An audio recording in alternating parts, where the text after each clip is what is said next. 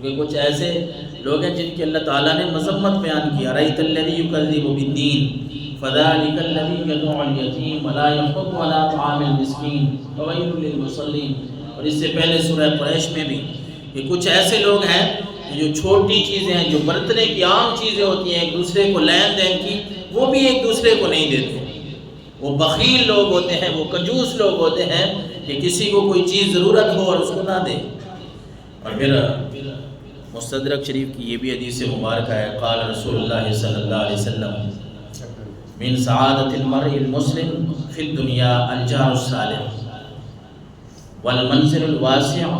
والمرکب الحنی۔ رسول اللہ صلی اللہ علیہ وسلم نے فرمایا 3 باتوں کا یہاں تذکرہ ہے۔ بعض دفعہ تو یہ ہوتا ہے کہ انسان خود اچھا ہوتا ہے، کوئی پڑوسی ایسا مل جاتا ہے جو تنگ کرتا ہے، جو کوئی پڑوسی ہمسایہ ہی ایسا ہوتا ہے جو ذلیل کرتا ہے، تو وہاں بھی انسان کے لیے پریشانی بنتی ہے۔ اس لیے اللہ کے نبی نے یہ بھی تربیت فرمائی ہے، حدیث مبارکہ کا مفہوم ہے کہ جب تم اپنا ٹھکانہ بنانے لگو، نہ مکان بنانے لگو، کہ دیکھ لو تمہارے وہاں پڑوسی کیسے ہیں۔ اور اس حدیث مبارکہ میں اللہ کے نبی نے فرمایا کہ من سعادت المرء المسلم فی الدنیا، دنیا میں اللہ تعالیٰ نے یہ نیک بختی کی علامت اور نشانی رکھی ہے مسلمان کے لیے کہ الجار الصالح ہو، اس کا پڑوسی نیک ہو، اچھا ہو، با اخلاق ہو، با کردار ہو، والمنزل الواسع ہو۔ اور اگر اللہ نے اچھا گھر دیا ہے تو یہ بھی دنیا کی سعادتوں میں سے ایک سعادت ہے۔ اور فرمایا والمرکب الحنی ہو، اللہ نے اگر آپ کو سواری دی ہے تو یہ بھی دنیا کی سعادتوں میں سے ایک سعادت ہے۔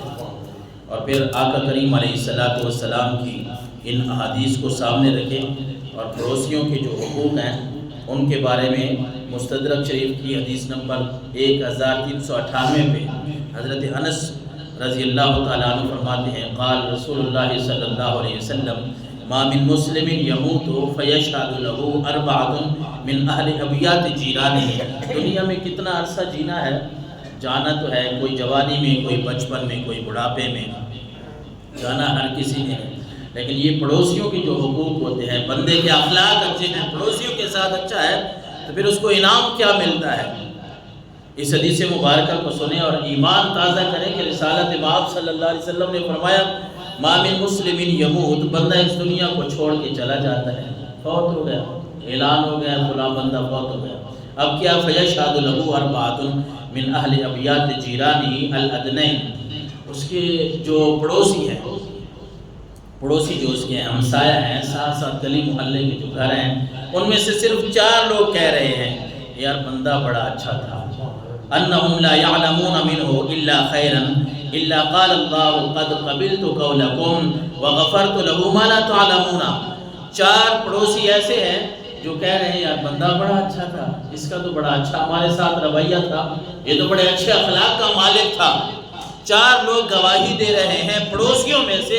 اللہ کے نبی صلی اللہ علیہ وسلم نے فرمایا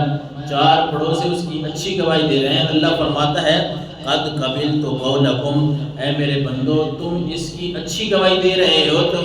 جو گناہ اس نے ایسے کیے ہیں جو تم جانتے نہیں ہو، میں نے اس کے وہ گناہوں بھی معاف کر دیے،